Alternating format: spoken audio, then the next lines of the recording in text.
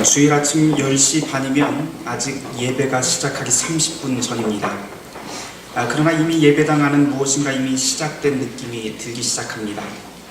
많은 사람들이 자리를 잡고 앉아서 기도도 하시고 주위 분들과 덕담을 나누기도 합니다. 또 어떤 분들은 본당 입구에서 사람들을 반갑게 맞이하죠. 주일 공동예배 30분 전이지만 벌써 무언가를 기대하고 소망하는 분위기가 무르익어갑니다. 공동예배 시간이 가까우면 목사와 예배위원들이 입구로 나와서 오시는 분들하고 약수도 하고 반갑게 인사도 합니다. 성가대도 늦지 않게 도착해서 예배 시작 신호를 기다리면서 예배당 뒤편은 항상 술렁입니다. 예배 시간에 늦을 낮추면 후다닥 자리를 잡는 분들이 보이기도 하고, 어떤 분들은 자랑스럽게 내 손 줍니다 그러면서 손을 잡고 또 자리를 잡기도 하고, 또 어떤 분들은 잠든 갓난아이를 품에 안고 수줍게 예배당 안으로 들어오는 모습을 볼 수 있습니다. 이런 모습은 아마 우리 교회뿐만 아니라 전 세계 모든 교회의 공통된 주일 아침 풍경일 것입니다. 그런데 도대체 예배가 무엇이기에 예배에 이렇게 매번 참석할까요? 간간히 제가 오후 예배 시간을 빌어서 예배에 대한 교육을 좀 해왔지만, 저는 오늘 이 시간에 다시 한번 예배가 무엇인지 함께 좀 나눠보려고 합니다.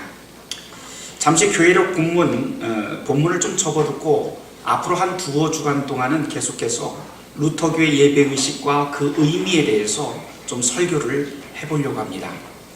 제가 새해 들어서 이렇게 하는 이유가 있습니다. 사실 예배에 관한 물음이라고 하는 것은 모든 기독교 성도들에게 가장 원초적인 질문이고, 그리고 우리에게 가장 기초가 되기 때문입니다.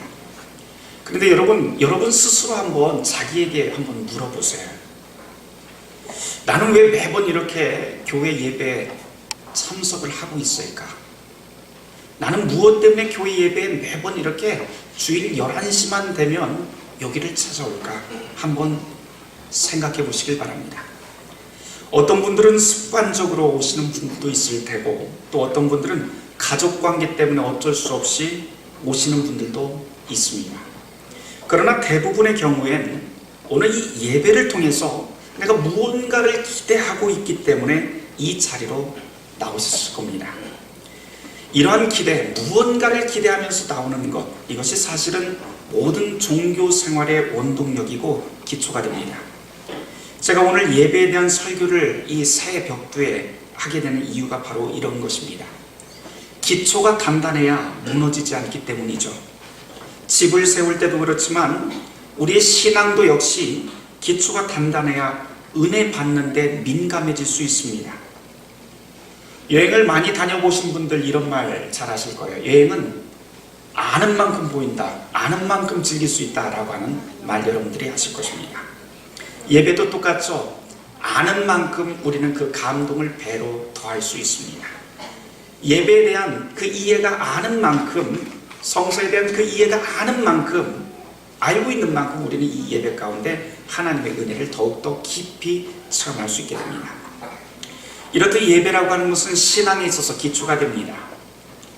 2017년 새해 우리 교회는 여러분들 보시다시피 희년, 새로운 시작이라고 하는 주제로 신앙의 경주를 합니다. 지난주일에도 이미 말씀드렸지만 이 주제는 단순히 우리가 교회 창립 50주년이 되었다라고 하는 그것의 그 슬로건만은 아닙니다. 지난주에 자세하게 말씀드렸기 때문에 더 이상 말씀드리지 않겠습니다. 간단히 줄이면 희년이라고 하는 것은 신앙의 리부팅, 재부팅이다 라고 말씀드렸습니다. 그 때문에 신앙의 기초를 다시 단단히 다지는 것은 필수가 되겠죠. 그래서 앞으로 몇 주 동안 계속해서 예배란 무엇이고 우리 교회 예배의식서에 담긴 순서, 행동, 그것 하나하나를 더불어서 꼼꼼히 짚어보려고 합니다. 많은 분들에게 루터교의 가장 큰 특징이 무엇이냐고 이렇게 물어보면 대부분 10중 8구는 루터교회 같더니 참 예배의식이 독특합니다 라고 답을 하십니다. 그런데 제가 매번 놀라는 것은 신앙 연륜이 오래되신 분이나 초신자나 할 것 없이, 그러면 루터교회 오랫동안 다니셨는데 루터교회에서 예배가 무엇입니까?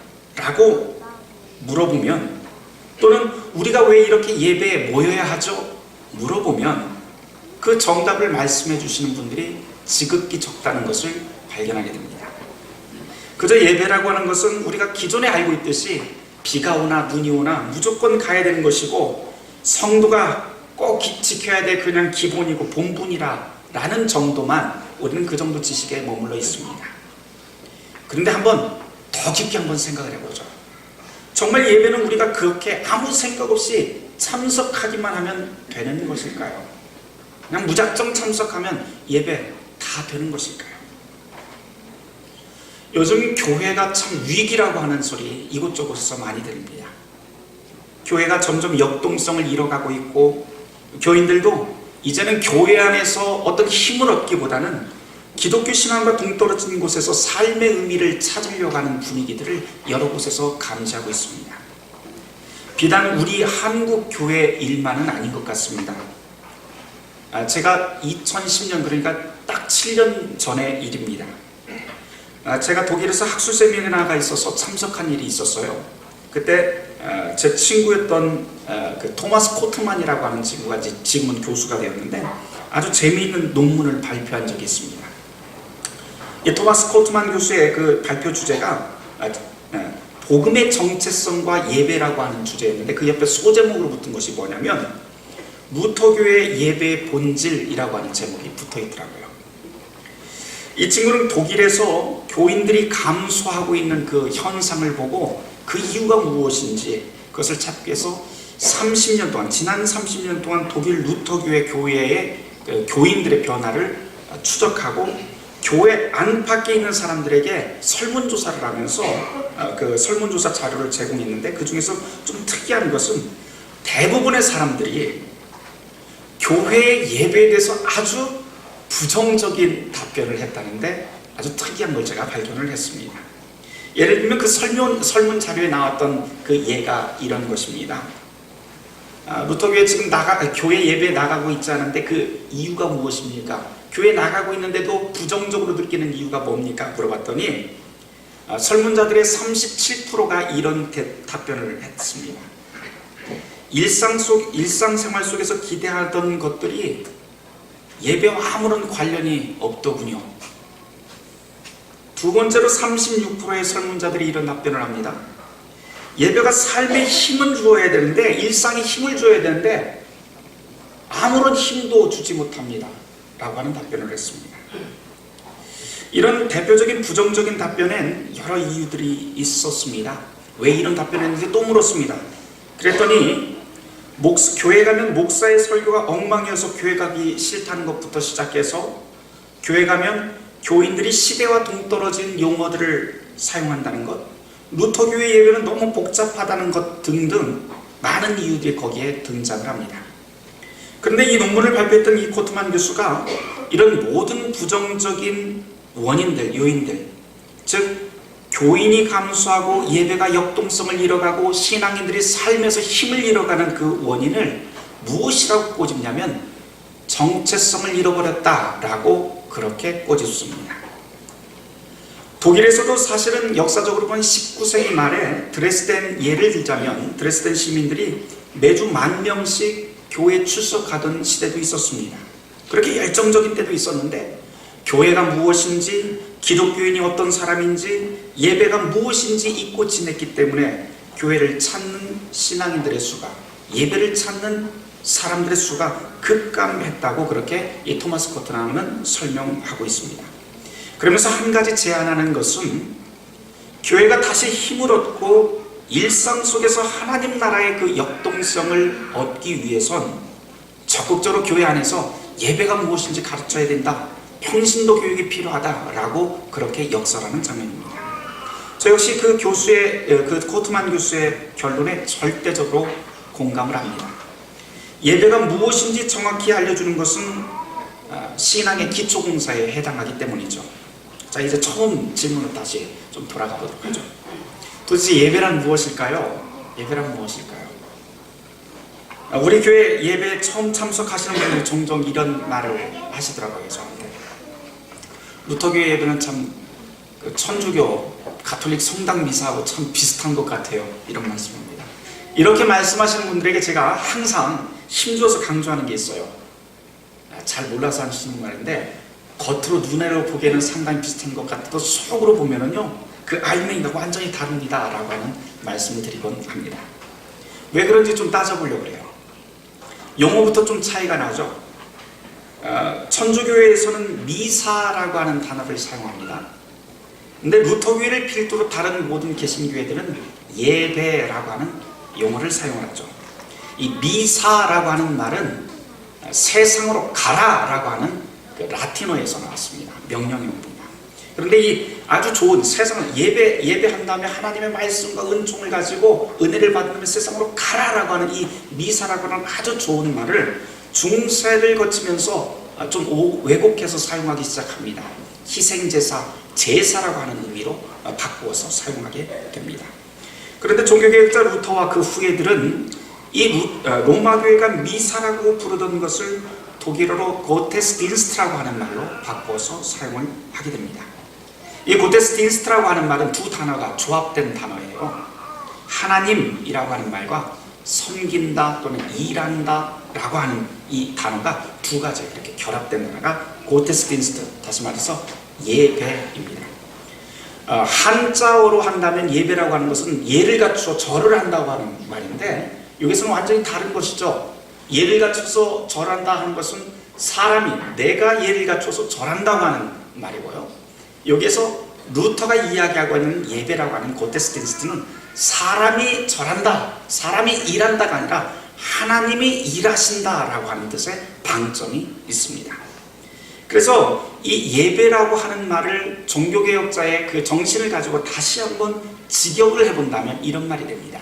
하나님이 일하신다, 또는 하나님이 섬기신다, 하나님이 봉사한다 라고 하는 뜻이 됩니다. 그런데 좀 이상하지 않습니까? 하나님이 도대체 무슨 일을 하는 것이고, 이 예배하는 가운데서 무슨 일을 하는 것이고, 누구를 섬기고 누구를 위해서 봉사한다고 하는 말일까요? 예배라고 하는 것, 우리는 이제껏 내가 하나님을 위해서 봉사하고 섬기고 일한다고 생각했는데 루터는 완전히 그것을 거꾸로 뒤엎어버립니다. 영어로 한번 바꿔보죠. 영어로 하면은 이 예배라고 하는 용어가 두 가지 정도가 대표적으로 사용됩니다. 워십이라고 하는 말이 있고, 또 하나는 서비스라고 하는 말이 있습니다. 이 워십이라고 하는 말의 그 어원을 보면 밑에서부터 들어 올린다고 하는 뜻이죠. 누가 들어 올립니까? 내가 밑에서부터 하나님께 들어 올린다고 하는 뜻입니다. 그런데 서비스라고 하는 말은 완전히 다른 말이 됩니다.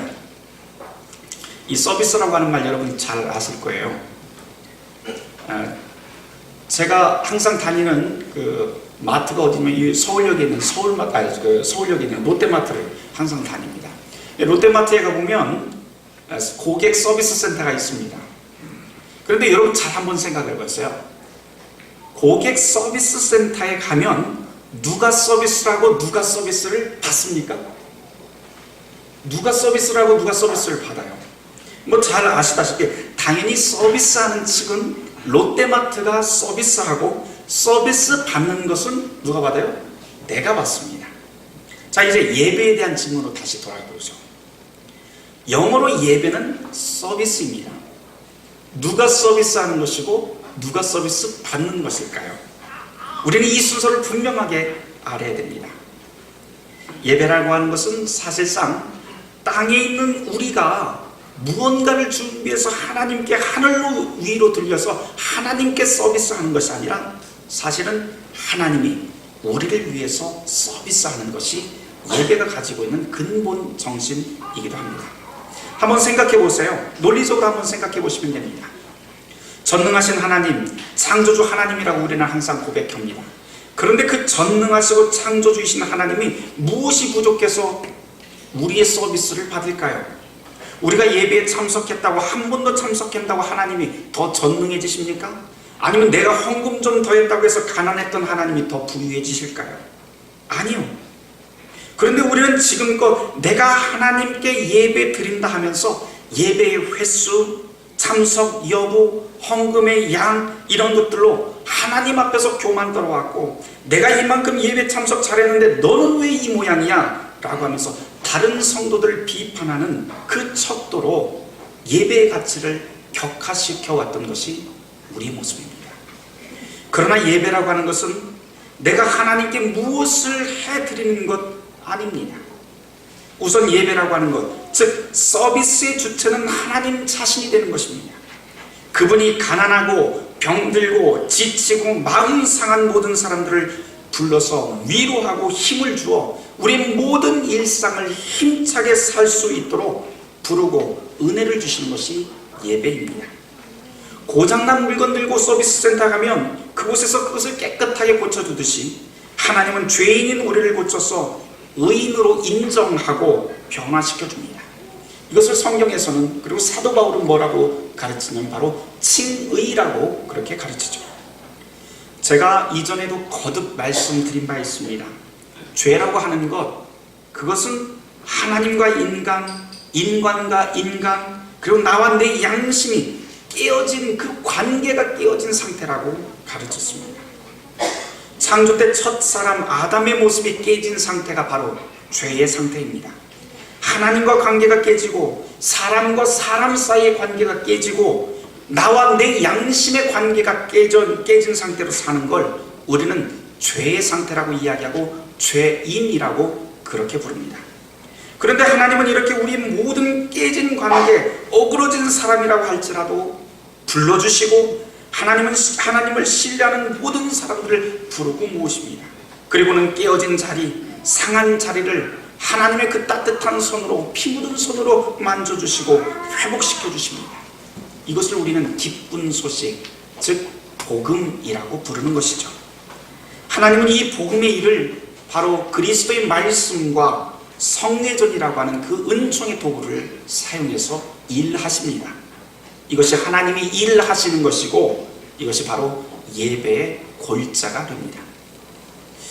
그럼 왜 하필 루터는 이 예배라고 하는 말을 하나님이 일하신다라고 하는 그 표현을 사용했을까요? 종교개혁이 일어나기 전에 중세교회는 미사를 통해서 희생제사를 하나님께 드린다고 생각을 했습니다. 그리고 제사의 횟수가 많을수록, 재물이 값진 것일수록 천국의 보화를 더 많이 쌓을 수 있고 더 가깝게 갈 수 있다고 생각을 했던 것이죠. 그러나 성경은 전혀 다른 메시지를 우리에게 좀 가르칩니다. 내가 하나님께 무엇을 드리고 바쳐야만 천국에 들어가는 것이 아니라 아무런 공로가 없어도 오직 하나님의 은혜로만, 오직 믿음으로만 천국에 이를 수 있고 영생을 얻을 수 있다고 가르칩니다. 그리고 하나님은 그의 아들을 통해서 이 우리의 모든 깨어진 관계를 십자가를 믿는 그 믿음으로 회복시켜 주겠다고 약속하십니다. 이것이 성경 전체가 우리에게 집어나고 있는 복음입니다. 죄인이 바치는 제물, 그건 역시 부정합니다. 죄인이 바치는 예배, 그건 역시 부정합니다. 그러나 하나님은 이런 죄인을 위해서 복음의 말씀과 성례전으로 우리를 새롭게 하십니다. 종교개혁의 핵심이 바로 이 복음에 있습니다. 내가 예배를 준비하고 드리는 것이 아니라 하나님이 우리를 불러서 위로하고 힘을 주어서 세상을 이기고도 남을 만한 능력을 주는데 예배의 목적이 있습니다. 그리고 그 힘으로 나가 세상에 나가서 성찬을 나눈 것처럼 이웃에게 그 위로와 힘을 다시 나누는 것이죠. 여러분, 우리 교회 예배가 끝날 때 항상 하는 특이한 행동 하나가 있습니다.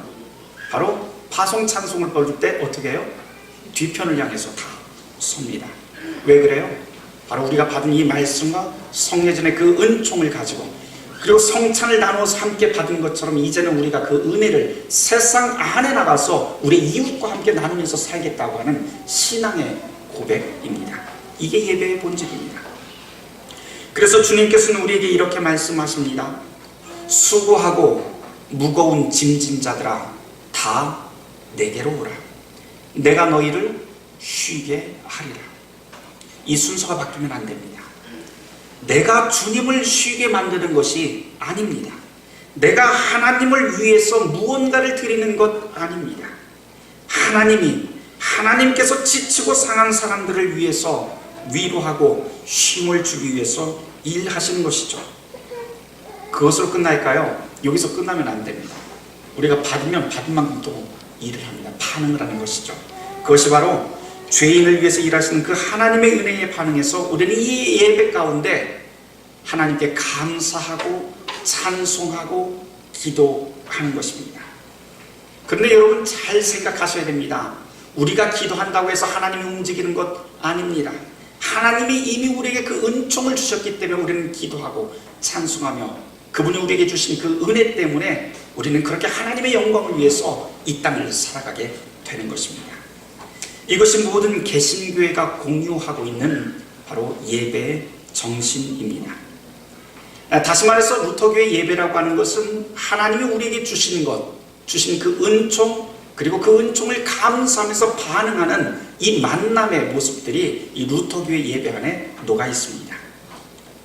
이 두 가지 요소는 하나님의 행동과 인간의 반응이 예배 가운데서 일어나는데요.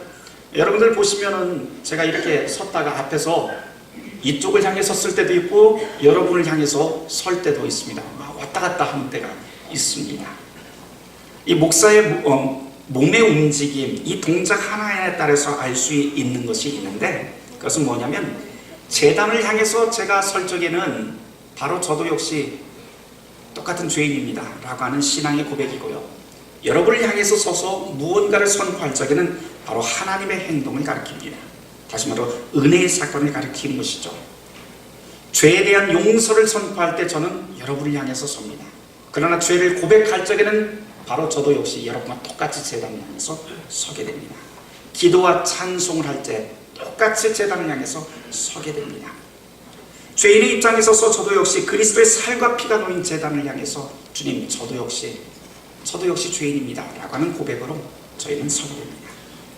물론 이런 예배의 형식 같은 것들은 교단적인 배경 그리고 교회 공동체의 그 상황에 따라서 얼마든지 바뀔 수 있습니다. 그러나 바뀌지 말아야 될 것이 있는데 그것은 바로 우리가 참여하고 있는 이 예배의 주체가 누구인가, 이 예배에서 은혜를 주시는 분이 누구인가, 이 예배의 주인공이 누구인가 하는 것은 절대로 바뀌어서는 안 될 사항입니다. 오늘 교회로 복음서 본문인 마태복음 3장 13절 말씀을 한번 눈을 돌려 보시길 바랍니다. 오늘 복음서 본문은 예수님의 세례에 관한 내용이죠. 세례라고 하는 것, 오늘 이 복음서 말씀 하나만 놓고 본다면 이런 이야기가 됩니다. 하늘문이 열리는 것처럼 새로운 세상을 만나는 첫 관문이 바로 세례입니다.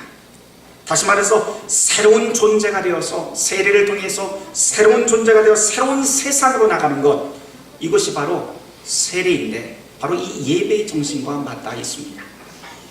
우리 눈과 우리의 판단으로 움직이던 모든 것을 돌이켜서 이제 하나님 나라를 향해서 서는 것, 그것이 바로 예배입니다.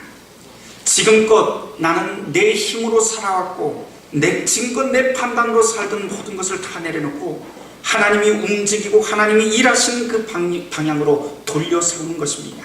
이것이 바로 주연절 첫째 주일 우리에게 주신 복음의 말씀이기도 합니다.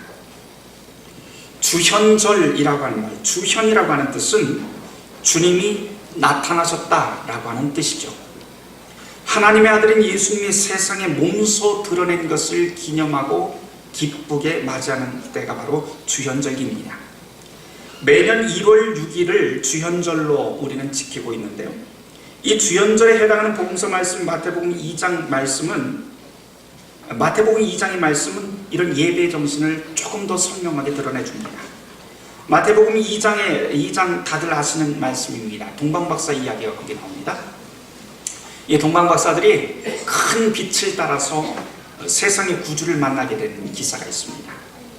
동방박사는 자기 마음대로 찾았던 것이 아니고 빛을 따라서 가게 됩니다. 우리가 예배 시작할 때를 여러분들 한번 다시 돌아보시길 바라요. 우리 예배를 시작할 때 목사가 먼저 예배 시작을 알리는 선언을 합니다.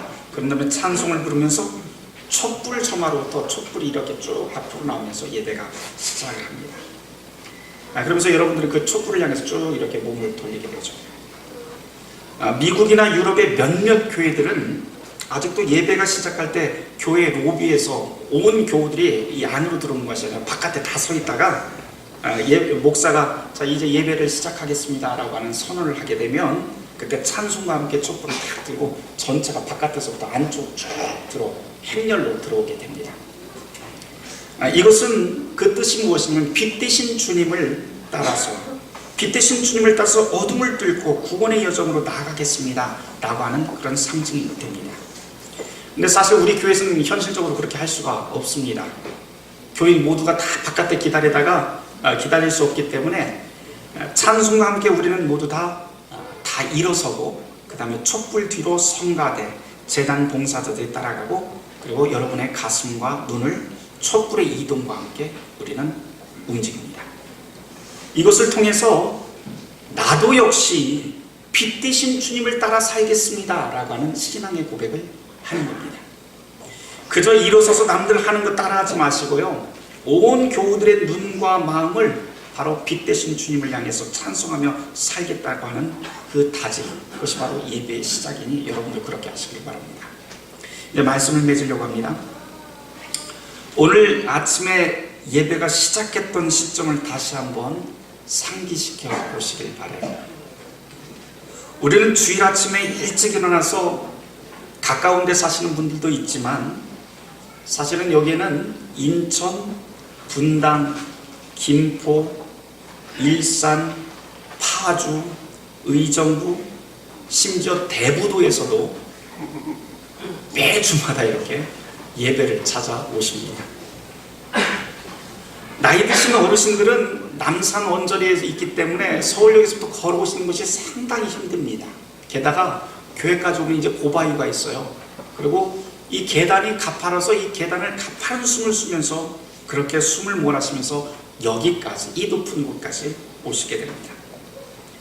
11시 예배가 시작하기 훨씬 전부터 고생스럽게 이곳까지 들어와서 기도하고 준비하고 묵상하는 이유가 여러분들 어디에 있습니까? 이유가 단 하나 있다면 하나님께서 주시는 쉼, 하나님이 주시는, 만져주시는 위로, 그리고 은혜의 힘을 얻기 위한 그 기대 때문에 우리는 그렇게 수고를 마다하고 이 자리로 나오게 됩니다. 마태복음 18장 20절의 말씀입니다. 수고하고 무거운 짐진 자들아 다 내게로 오라. 내가 너희를 쉬게 하리라. 예수님은 이렇게 우리를 초대하면서 또 한 가지 약속을 해주세요. 두세 사람이 나의 이름으로 모인 곳에서는 나도 그들 중에 있느니라. 예수님께서 약속하신 하나님의 일하심이 2000년 전뿐만 아니라 바로 오늘 이 자리에서도, 이 예배 가운데서도 약속되어 있습니다. 주님은 지치고 상한 우리를 초대하고 위로하며 치료하고 자유케 하십니다. 수고와 평화가 없는 삶의 쳇바퀴를 주님은 예배를 중지시키고 여기서부터 쉼을 얻고 빛의 자녀로 여러분들의 일상을 힘차게 일구어 나갈 수 있도록 하나님께서 직접 돕는 것이 예배입니다. 이것이 하나님이 우리를 위해서 베푸신 은혜고 하나님의 일하심입니다. 이제 2017년 희년입니다. 이 희년의 한 해 동안 하나님의 빛을 따라 위로와 평강을 얻는 여러분이 되시길 주님의 이름으로 축원합니다. 모든 지각에 뛰어난 하나님의 평강이 그리스도 예수 안에서 너희의 마음과 생각을 지키시리라. 아멘.